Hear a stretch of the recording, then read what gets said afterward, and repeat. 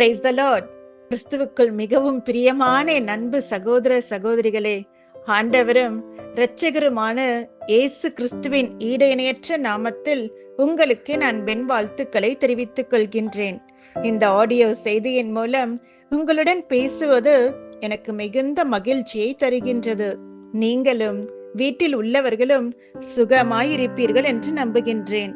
இந்த மாதத்தில் நம்முடைய பிள்ளைகள் ஆண்டு இறுதி தேர்வை எழுதுவார்கள்.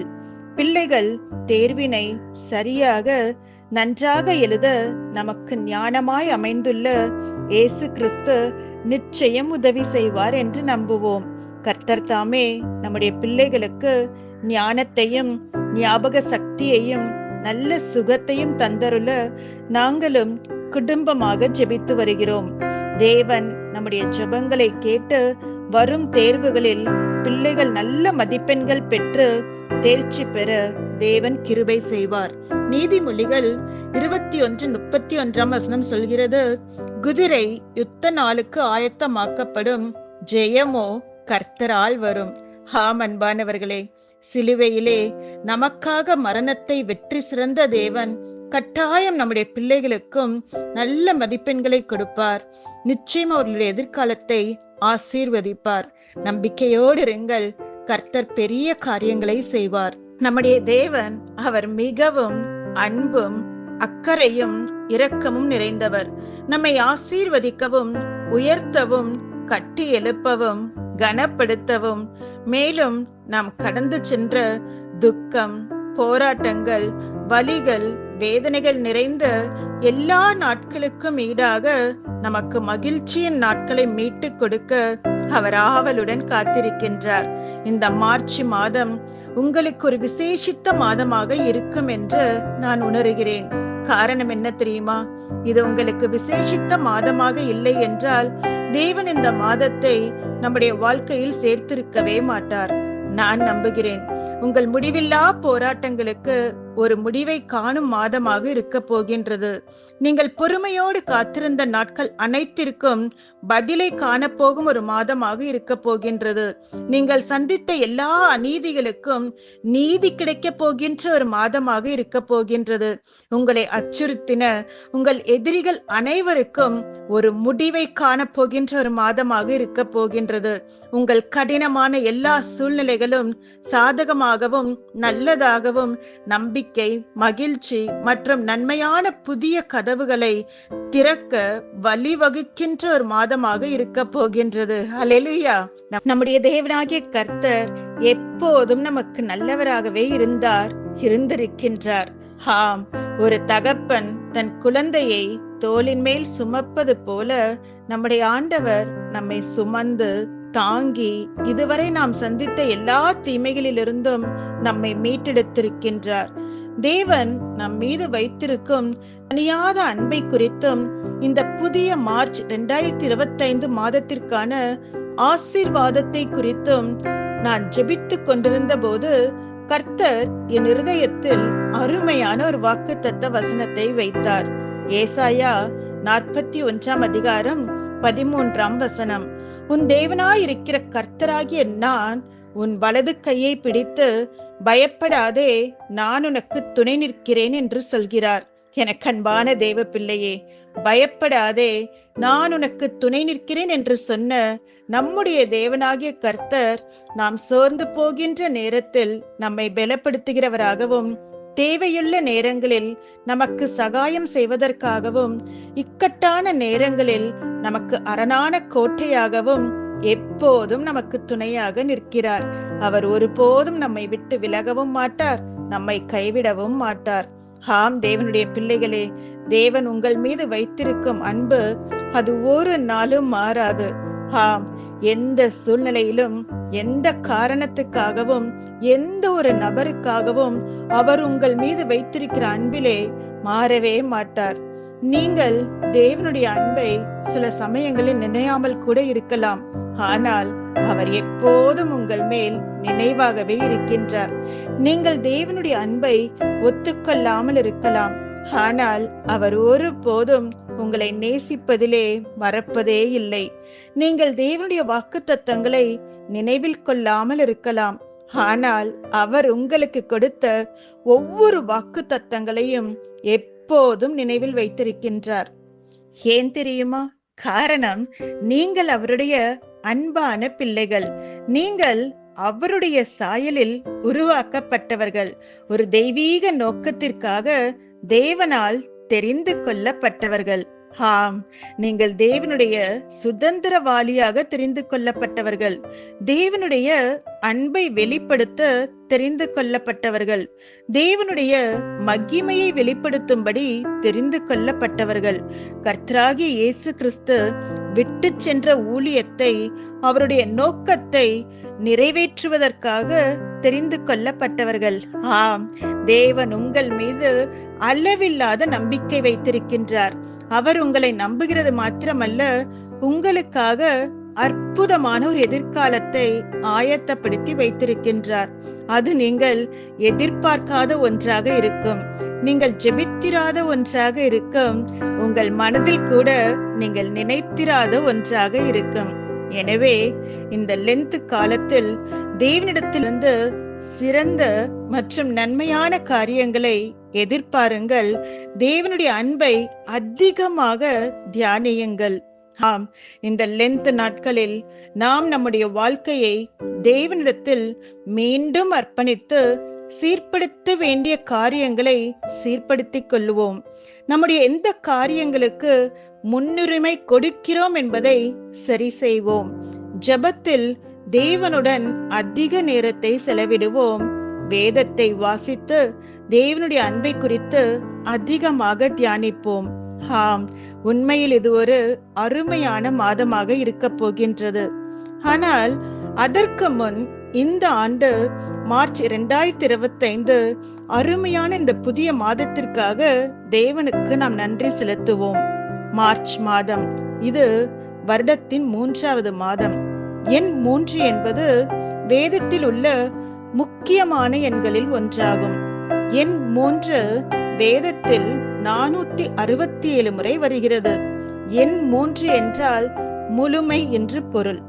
எண் 3 தெய்வீகம், பூரணம், நல்லிணக்கம் மற்றும் முழுமை ஆகியவற்றை குறிக்கின்றது. அன்பு தேவனுடைய பிள்ளைகளே, இந்த மாதம் உங்கள் வாழ்க்கையில் நிறைவேறாத காரியங்களை தேவன் நிறைவேற்ற போகின்றார். உங்கள் வாழ்க்கையில் தீர்க்கப்படாத பிரச்சனைகளை தேவன் தீர்த்து வைக்க போகின்றார். உங்கள் வாழ்க்கையில் பூரணப்படுத்தப்படாததை தேவன் பரிபூரணப்படுத்த போகின்றார். இந்த மாதத்தில் தேவன் தமது அளவில்லாத நன்மையினாலும் கிருபையினாலும் உங்களை ஆச்சரியப்படுத்த போகின்றார். ஒரு ஆமென் சொல்வோமா? சரி, இந்த மாதத்தில் தேவன் உங்களுக்காக ஆயத்தம் செய்துள்ள நன்மைகளை பற்றி தெரிந்து கொள்ள வேண்டும் இல்லையா?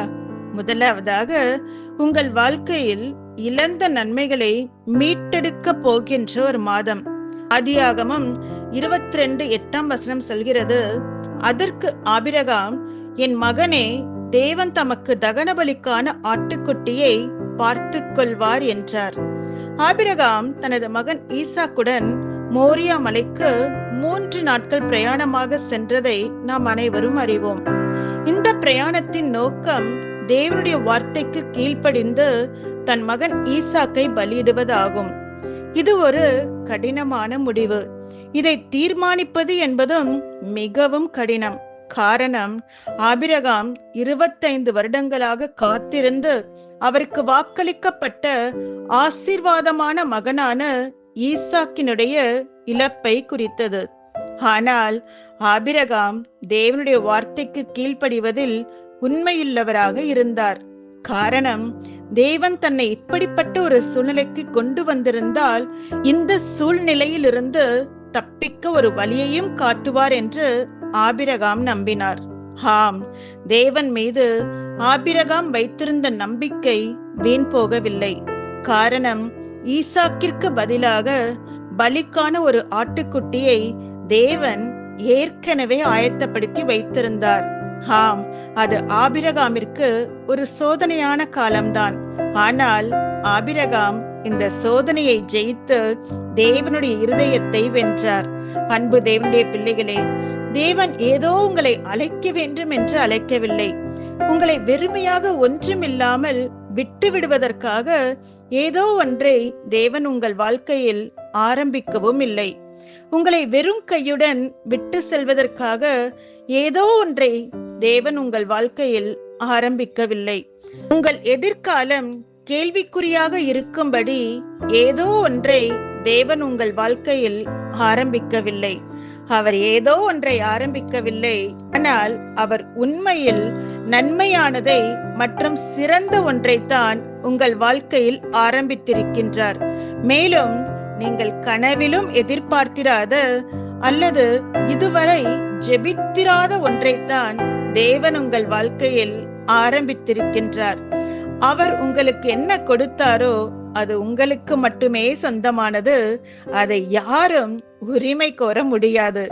அவர் உங்களுக்காக என்ன ஆயத்தம் செய்திருக்கிறாரோ அது உங்களுக்கானது மட்டுமே. அதை ஒருவராலும் தடுக்க முடியாது. அவர் உங்களை குறித்து என்ன முடிவு செய்தாரோ, என்ன திட்டமிட்டுள்ளாரோ அது உங்களுக்காக மட்டுமே. அதை ஒருவரும் தடை செய்யவே முடியாது. சர்வ வல்லமையுள்ள தேவனுடைய தீர்க்கதரிசியாக நான் சொல்கிறேன், உங்கள் வாழ்க்கை இதே மாதிரியாக இருக்க போகிறதில்லை. உங்கள் குடும்பம் இதே நிலையிலே இருக்க போகிறதில்லை. உங்கள் பிள்ளைகளுடைய தற்போதைய வாழ்க்கை இதே மாதிரியாக இருக்காது. உங்களுடைய வேலையின் தற்போதைய நிலை இப்படியே இருக்க போகிறதில்லை. உங்கள் தொழிலின் மந்தமான வளர்ச்சி இதே மாதிரியாக இருக்க போகிறதில்லை. உங்கள் ஊழியத்தில் தேவனுடைய வல்லமை இதே மாதிரியாக இருக்க போகிறதில்லை. தேவன் நீங்கள் விரும்பினதை காட்டிலும் வேண்டிக் கொண்டதை காட்டிலும் ஒரு மகிமையான வளர்ச்சியை, ஆசீர்வாதத்தை நீங்கள் காணும்படி செய்ய போகின்றார். ஹல்லேலூயா! நான் உங்களுக்கு சொல்கிறேன், இந்த மாதம் நீங்கள் பொறுமையாக காத்திருந்ததன் பலனை காணப்போகிறீர்கள். ஆம், இது திருப்பிக் கொள்ளும் ஒரு மாதமாக இருக்க போகின்றது. இந்த மாதம் உங்கள் ஆசீர்வாதங்களை நீங்கள் திரும்பவும் பெற்றுக்கொள்ள போகிறீர்கள். நீங்கள் இழந்த உங்கள் மகிழ்ச்சியை திரும்பவும் பெற்றுக்கொள்ள போகிறீர்கள். உங்கள் கைகளிலிருந்து கை நழுவி போன காரியங்களை நீங்கள் திரும்பவும் பெற்றுக்கொள்ள போகிறீர்கள். உங்கள் பழைய ஸ்தானத்தை நீங்கள் திரும்பவும் பெற்றுக்கொள்ள போகிறீர்கள். உங்கள் வாழ்க்கையிலிருந்த அமைதி, அன்பு மற்றும் மகிழ்ச்சி நிறைந்த அந்த பழைய சந்தோஷமான நாட்களை நீங்கள் திரும்பவும் பெற்றுக்கொள்ள போகிறீர்கள். ஆம், ஆபிரகாம் மோரியா மலையிலிருந்து திரும்பி வந்தார். அவர் போகும்போது இருந்த அதே கவலை, கண்ணீர் மற்றும் எதிர்காலத்தை குறித்த குழப்பத்தோடு அல்ல, மாறாக அவர் மகிழ்ச்சி, மகிமை, கனம் பொருந்தினவராக, தலைமுறை தலைமுறையாக நினைவு கூறப்படுகின்ற ஒரு நபராக திரும்பி வந்தார். மேலும் அவர் தேவனுடைய நண்பர் என்று அழைக்கப்படுகின்ற மேன்மையை பெற்றார்.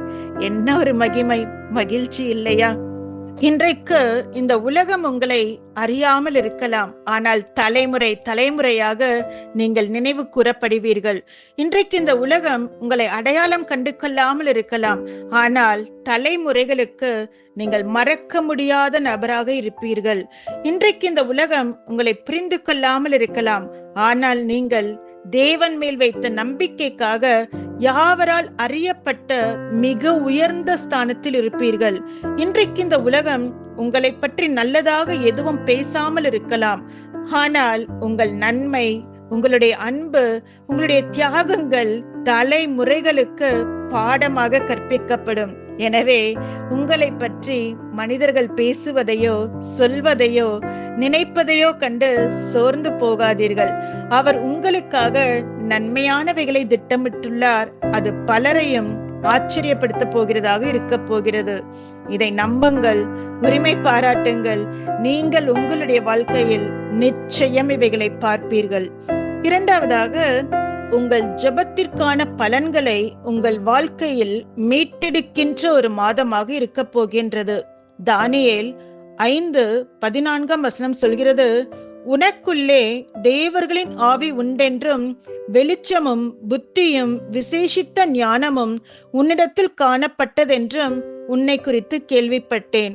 இந்த வார்த்தைகள் யாரை குறித்து சொல்லப்பட்டது என்றால், எருசலேமிலிருந்து பாபிலோனுக்கு அடிமையாக கொண்டு போகப்பட்ட தானியேலை பற்றி சொல்லப்பட்டது. இந்த வார்த்தைகளை சொன்னது யார்? இந்த வார்த்தைகளை பாபிலோன் தேசத்தின் ராஜா நேபுகாத்நேச்சார் சொன்னார். அவர் கடின இருதயம் கொண்டவரும் துன்மார்க்கத்திற்கு பெயர் பெற்ற ஒரு ராஜா. ஆனால் இந்த ராஜா தானியேல் வாழ்க்கையில் தனித்துவமான, வித்தியாசமான மற்றும் சிறப்பான ஒன்றை கண்டார். இந்த வேறுபாடுகளை கொண்டு வந்தது என்ன தெரியுமா?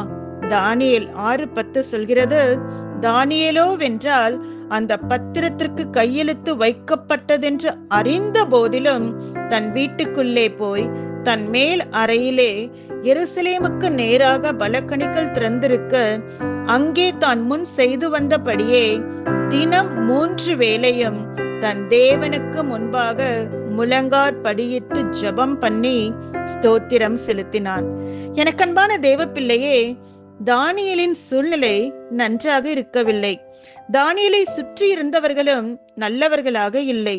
தானியேலை சுற்றி நடந்த விஷயங்கள் எதுவுமே நல்லதாக இருக்கவில்லை. ஆனாலும் எல்லா சூழ்நிலைகளிலும் தானியேலை அமைதியாக இருக்க வைத்தது எது தெரியுமா? தன்னை சுற்றியுள்ள காரியங்கள் எல்லாம் நல்லவைகள் அல்ல என்று தானியேல் நன்றாக அறிந்திருந்தாலும், ஆனால் அதன் மத்தியிலும் தன்னை அழைத்த, தன்னை உருவாக்கின தேவன், தன்னை இவ்வளவு தூரம் கொண்டு வந்த தேவன், அவர் மிகவும் நல்லவர் என்பதை தானியேல் அறிந்திருந்தார். அல்லேலூயா! தேவனுடைய பிள்ளைகளே, நீங்களும் கூட எப்போதும் நினைவில் வைத்து தானியேலை போல அறிக்கை செய்யுங்கள். அவர்தான் என்னை அழைத்தார். அவர் எனக்கு குறித்த எல்லாவற்றையும் நேர்த்தியாய் செய்து முடிப்பார். அவர்தான் என்னை படைத்தார். நான் எந்த நோக்கத்திற்காக படைக்கப்பட்டேனோ அந்த நோக்கத்தை அவர் முழுமையாக செய்து முடிப்பார். அவர்தான் எனக்கு வாக்குத்தத்தங்கள் கொடுத்தார். அவர் எனக்கு கொடுத்த வாக்குத்தத்தங்கள் எல்லாவற்றையும் நிச்சயமாகவே என் வாழ்க்கையில் நிறைவேற்றுவார். அவர்தான் எனக்குள் ஒரு நற்கிரியை ஆரம்பித்து வைத்தவர். அதை அவர் நிச்சயம் செய்து முடிப்பார். அவர்தான் என்னை வடிவமைப்பவர். அவர் என்னை வடிவமைத்த பின் நான் பொன்னாக ஜொலிப்பேன். அவர்தான் நான் சிறந்து விளங்கும்படி என்னை ஆயத்தப்படுத்துகிறார். நான் நிச்சயம் ஒரு வெற்றியாளனாக திகழ்வேன். அவர்தான் எனக்கு முன் செல்கிறார். எனவே நான் சரியான பாதையில் செல்வேன். அவர்தான் என்னை வழிநடத்துகிறார். எனக்கு எந்த நன்மையும் குறைவுபடாது. இனி எதிர்மறையாக பேசுகிறதை தவிர்த்து இப்படி நேர்மறையாக அறிக்கை செய்யுங்கள். எல்லாம் உங்கள் வாழ்க்கையில் நன்மையாக மாறுகிறதை பார்ப்பீர்கள். எனக்கு அன்பானவர்களே, தானியேல் அமைதியாக இருந்து எல்லா சூழ்நிலைகளிலும் பொறுமையாக காத்திருந்து தேவனை நம்பி அவரை சார்ந்திருந்தது வீண் போகவே இல்லை. அதன் பலன் என்ன தெரியுமா? தானியேல் 5:14 சொல்கிறது, உனக்குள்ளே தேவர்களின் ஆவி உண்டென்றும் வெளிச்சமும் புத்தியும் விசேஷித்த ஞானமும் உன்னிடத்தில் காணப்பட்டதென்றும் உன்னை குறித்து கேள்விப்பட்டேன். Yes, the people started recognizing Daniel in a way that they have not recognized him before. தானியேலை அதுவரை அங்கீகரிக்காத மக்கள் எல்லாரும் அவரை அங்கீகரிக்காத விதத்தில் அவரை அங்கீகரிக்க தொடங்கினார்கள். நான் உங்களுக்கு சொல்கிறேன், மனிதர்கள் உங்களை குறித்து அறியவும் தேவன் உங்கள் வாழ்க்கையில் செய்ய போகிறதை பார்ப்பதற்கும் கேட்பதற்குமான நேரம் வந்துவிட்டது. உங்களில் இருக்கும் நற்கிரியைகளை குறித்து அவர்கள் கேள்விப்படுவார்கள். உங்களில் இருக்கும் கிருபையை குறித்து கேள்விப்படுவார்கள். உங்களில் இருக்கும் திறமைகளை குறித்து கேள்விப்படுவார்கள். உங்களில் இருக்கும் தேவனுடைய அபிஷேகத்தை குறித்து கேள்விப்படுவார்கள். உங்கள் மேல் இருக்கும் தேவனுடைய தயவை குறித்து கேள்விப்படுவார்கள். எனக்கு அன்பானவர்களே, இதுவரைக்கும் நீங்கள் ஆயிரக்கணக்கானவர்களில் ஒருவராக பார்க்கப்பட்டிருக்கலாம். இதுவரைக்கும் நீங்கள் பிரயோஜனமற்றவராக பார்க்கப்பட்டிருக்கலாம். இதுவரைக்கும் உங்களை குறைத்து மதிப்பிட்டிருக்கலாம். இதுவரைக்கும் வாழ்க்கையில் தோல்வியடைந்த நபர் என்று நீங்கள் பலரால் முத்திரை குத்தப்பட்டிருக்கலாம். இதுவரைக்கும் நீங்கள் அவமானத்தின் பாதையில் நடந்திருக்கலாம். இதுவரைக்கும் நீங்கள் பயத்தோடும் கவலையோடும் இருந்திருக்கலாம். இதுவரைக்கும் நீங்கள் குழப்பத்தோடும் உங்கள் எதிர்காலத்தை குறித்த மன அழுத்தத்தோடும் இருந்திருக்கலாம். ஆனால் சர்வ வல்லமையுள்ள தேவனுடைய தீர்க்கதரிசியாக நான் உங்களுக்கு சொல்கிறேன், இது முதல் உங்கள் வாழ்க்கையில் ஒரு மாற்றம் வரப்போகிறது. இது முதல் உங்கள் அடையாளம் மாறப்போகிறது. இது முதல் உங்கள் பெயர் மாறப்போகிறது. இது முதல் மனிதர்கள் உங்களை எப்படி பார்த்தார்கள் என்ற கண்ணோட்டம் மாறப்போகிறது. இது முதல் மனிதர்கள் உங்களை எப்படி அங்கீகரித்தார்கள் என்பது மாறப்போகிறது. எனவே உங்கள் தற்போதைய சூழ்நிலையை பார்த்து சோர்ந்து போகாதீர்கள். உங்களை சுற்றி என்ன நடக்கிறது என்பதை கேட்டு மனம் தளர்ந்து போகாதீர்கள். உங்களை சுற்றியுள்ள எதிர்மறையான காரியங்களை பார்த்து மனம் பதறாதீர்கள். தேவனுடனான உங்கள் ஐக்கியத்தை, தொடர்பை, உங்கள் ஜெப வாழ்க்கையை விட்டு விடாதீர்கள், குறைத்து விடாதீர்கள். காரணம், தேவனும் யாருக்காகவும் எதற்காகவும் உங்களை விட்டு கொடுக்கவே மாட்டார். எனவே மகிழ்ச்சியாக இருங்கள். நிச்சயம் நன்மையான நாட்கள் உங்களை தேடி வரும். மூன்றாவதாக, உங்கள் அடையாளத்தை புரிந்து கொள்ளக்கூடிய ஒரு மாதம். யோனா 2ஆம் அதிகாரம் 9-10 வசனங்கள் சொல்கிறது, அப்பொழுது நினிவேயில் உள்ள ஜனங்கள் தேவனை விசுவாசித்து உபவாசம் செய்யும்படி கூறினார்கள். பெரியோர் முதல் சிறியோர் மட்டும் ரெட்டுடுத்தி கொண்டார்கள். நினிவே மக்களுக்கு ரட்சிப்பை பேசுவதற்காக யோனா தேவனால் தெரிந்து கொள்ளப்பட்டவர் என்பதை நாம் அறிவோம். ஆனால் யோனா தன்னை ஒரு சிறியவராகவும், மேலும் தான் ஒரு சாதாரண மனிதர் என்றும், நினிவே தேசம் வலிமையான தேசம், அதில் உள்ள மக்களும் வலிமை நிறைந்தவர்கள் என்றும் நினைத்து நினிவே மக்களை குறித்து அவர் பயந்ததால் தேவனுக்கு கீழ்ப்படிவதற்கு பதிலாக யோனா நினிவேயிலிருந்து வெகு தொலைவில் உள்ள தர்ஷீஸ் என்ற இடத்திற்கு செல்ல கப்பல் ஏறினார். ஆனால் தேவனால் அனுப்பப்பட்ட ஒரு பெரிய மீன் யோனாவை விழுங்கி 3 நாட்கள் தன் வயிற்றில் வைத்திருந்து பின் அவரை உயிருடன் கரையிலே கக்கி போட்டது. எனக்கு அன்பான தேவனுடைய பிள்ளைகளே, உங்களை சுற்றியுள்ள சூழ்நிலைகள் உங்களுக்கு கடினமாக தெரியலாம். உங்களை சுற்றி இருக்கும் மனிதர்கள் உங்கள் பார்வைக்கு கெட்டவர்களாக தோன்றலாம். உங்கள் பிரச்சனைகள் கூட உங்களுக்கு சாத்தியமற்றதாக தோன்றலாம். ஆனால் இவை எல்லாவற்றிற்கும் மத்தியில் உங்களை குறித்து உங்களுக்கே தெரியாத காரியங்களை எல்லாம் தேவன் அறிந்திருக்கின்றார். உங்களை குறித்து தேவனுக்கு என்ன தெரியும் என்று உங்களுக்கு தெரியுமா? நீங்கள் ஒரு சாதாரணமானவர் அல்ல. ஆனால் உங்களுக்கு சிறப்பான ஏதோ ஒன்று இருக்கிறது. மற்றவர்கள் நினைப்பது போல நீங்கள் மோசமானவர்கள் அல்ல. ஆனால் உங்களுக்குள் பல நல்ல காரியங்கள் இருக்கிறது. மற்றவர்கள் நினைப்பது போல நீங்கள் குறைவுள்ளவர்கள் அல்ல. ஆனால் உங்களிடம் அதிகமான திறமைகள் இருக்கிறது. மற்றவர்கள் நினைப்பது போல நீங்கள் பலவீனமானவர்கள் இல்லை. ஆனால் நீங்கள் உங்களை குறித்து நினைப்பதை விட நீங்கள் மிகவும் வலிமையானவர்கள். ஆம் பிரியமானவர்களே, நீங்கள் தோல்வி அடைந்தவர்கள் இல்லை, மாறாக நீங்கள் ஒரு சாதனையாளர். நீங்கள் பிரச்சனையை உருவாக்குகின்ற ஒரு நபர் அல்ல, மாறாக நீங்கள் பிரச்சனையை தீர்த்து வைப்பவர். நீங்கள் குழப்பவாதி அல்ல, மாறாக குழப்பங்களுக்கு சரியான தீர்வை கொடுப்பவர். நீங்கள் தவறானவர் அல்ல, மாறாக நீங்கள் ஒரு நேர்மறையான சிந்தனையாளர்.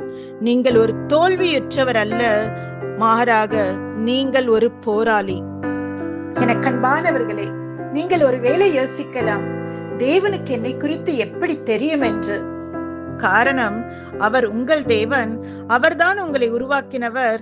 அவர் உங்களை குறித்த அனைத்தையும் அறிந்திருக்கின்றார். இந்த நல்ல விஷயங்களை எல்லாம் உங்களுக்குள் விதைத்தவரும் அவர்தானே.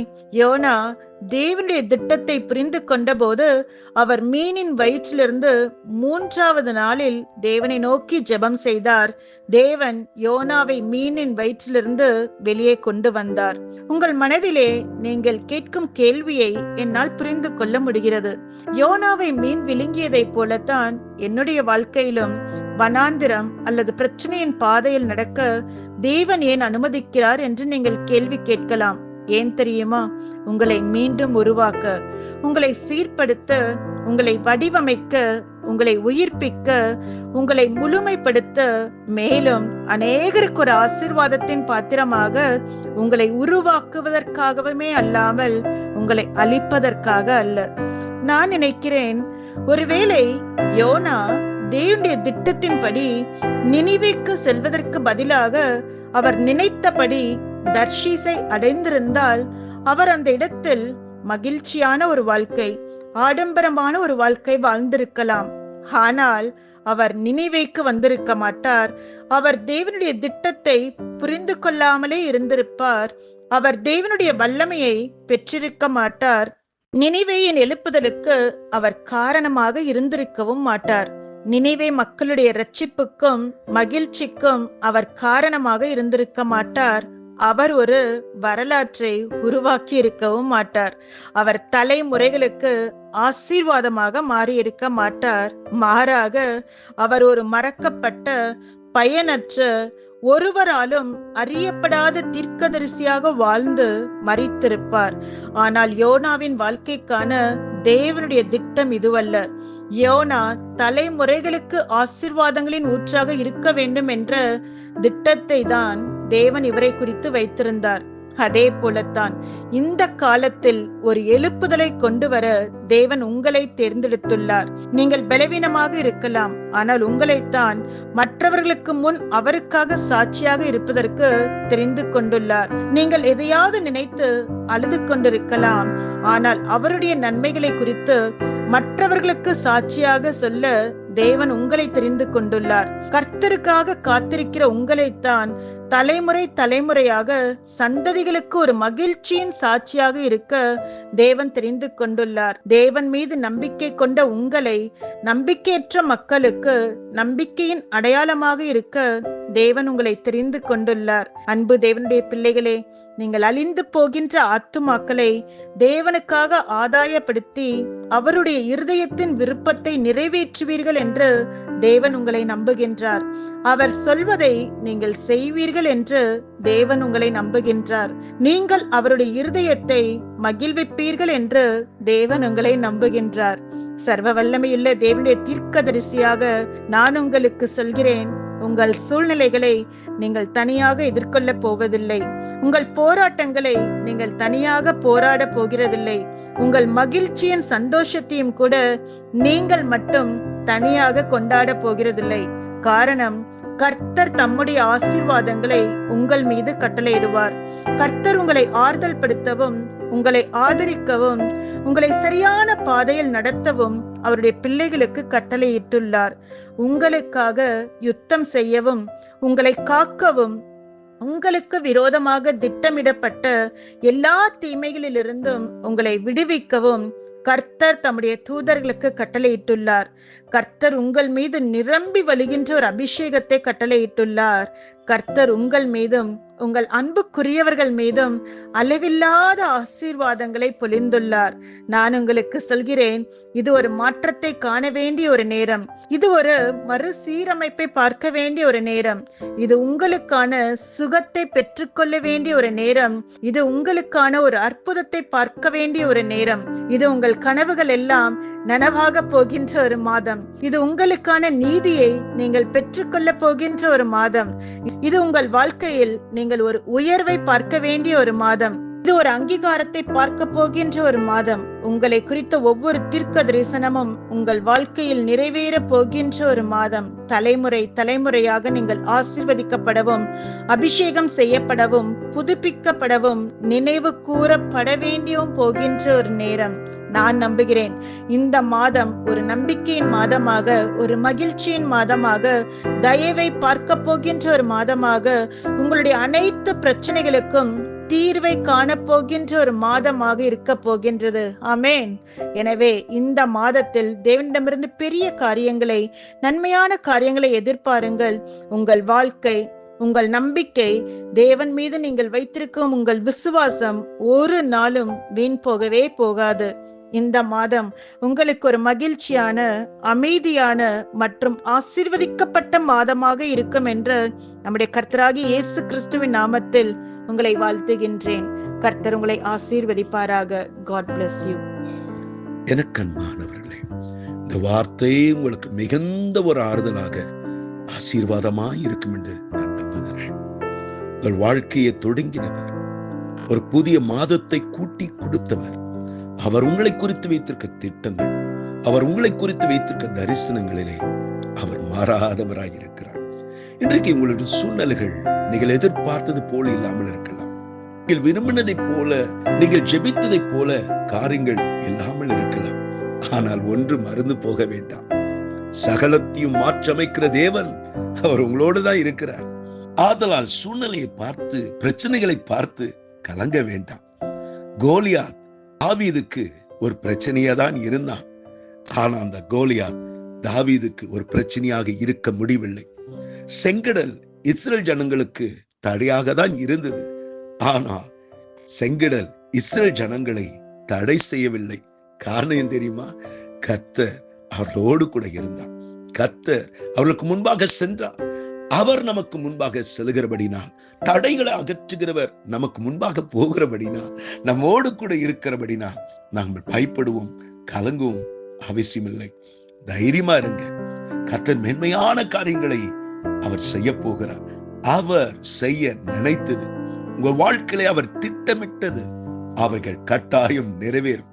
ஒருவரும் அதை தடை செய்ய முடியாது, ஒருவரும் அதை தடுத்து நிறுத்தவும் முடியாது. அதனால் தைரியமா இருங்க, நம்பிக்கையோடு இருங்க. கர்த்தர் பெரிய காரியங்கள் செய்கிறதை நீங்கள் பார்ப்பீர்கள். நாம் ஜெபம் செய்வோமா? கண்களை மூடி ஜெபம் செய்வோம். அன்பும் இரக்கமல்ல நல்ல தகப்பனே, இந்த வார்த்தைகளை கேட்ட ஒவ்வொருத்தரையும் உடைய கரத்தை நான் வைக்கிறேன். வெளியே தோற்றத்தில் சிரித்திருந்தாலும் மனதுக்குள் பலவிதமான பயங்கள், பலவிதமான கேள்விகள். என் எதிர்காலம் எப்படி இருக்கும்? என் வாழ்க்கை எப்படி இருக்கும்? எழுத போகிற பரீட்சையிலே நான் பாஸ் ஆக வேணும். எதிர்பார்த்த மதிப்பெண்கள் கிடைக்குமோ? ஒரு நல்ல ரிசல்ட் கிடைக்குமா என்ற கேள்வியோடு இருக்கிற அன்பு மாணவர்களுக்காக நான் ஜெபிக்கிறேன். ஒருவரையும் நீ கைவிடுகிற தேவன் அல்ல. தம்மை நோக்கி கூப்பிடுறவர்களுக்கு, உண்மையாய் தம்மை நோக்கி கூப்பிடுறவர்களுக்கு நீ சமீபமாய் இருக்கிறீர் அல்லவா? ஆமாண்டவரே, நீர் அவர்கள் அருகிலே இருக்கிறீர் என்று அவர்கள் புரிந்து கொள்ளட்டும். அவர்கள் தனித்தவர்கள் அல்ல, தனிமையாக அல்ல. நீர் அவர்கள் பட்சமாக இருந்து நீதியை சரி கட்ட போகிறீர். அவர்களுக்காக யுத்தம் பண்ண போகிறீர். அவர்களுக்கு ஜெயத்தை கட்டிட போகிறீர். வெற்றியை தரப்போகிறீர். இழந்த போன மேன்மைகள் எல்லாவற்றும் திரும்ப தரப்போகிறீர். ஆம் சுவாமி, அந்த நம்பிக்கை அவர்கள் மனதில் இருக்கட்டும். அந்த சந்தோஷம் அவருடைய வாழ்க்கையில இருக்கட்டும். அந்த நிறைவை அவருடைய வாழ்க்கையை பார்க்கட்டும். ஆம், இந்த நாளிலே இந்த வார்த்தைகளை கேட்டுக்கொண்டிருக்கிற ஒவ்வொருக்காக நான் ஜெபிக்கிறேன் அப்பா. அவருடைய மனதில் இருக்கிற கவலைகள், சரீர பிரகாரமாக அவர் படுகிற பாடுகள், வெளிவீனங்கள், கடன் பிரச்சனைகள், குடும்பத்தின் சூழ்நிலைகள், பிள்ளைகளுடைய எதிர்காலத்தின் காரியங்களை குறித்து அவர்கள் கவலைப்பட்டு கொண்டிருக்கலாம். இன்றைக்கு நீர் எங்களோடு சொன்னீர் அல்லவா, உன் தேவனாகிய கர்த்தர் உன் வலது கையை பிடித்து பயப்படாதே, நான் உனக்கு துணை நிற்கிறேன் என்று சொன்னீர். ஆமா, நீர் எங்களுக்கு துணையாக இருக்கிறீர். எல்லா நிலையிலும் இருக்கிறீர், எல்லா சூழ்நிலை இருக்கிறீர் என்று எங்கள் வாழ்விலே அதை பார்க்கத்தக்கதாக, உணரத்தக்கதாக உங்களுடைய பிரசன்னத்தினால், உங்களுடைய மகிமையினால் என்னை நிரப்ப போகிறதுக்காக நன்றி.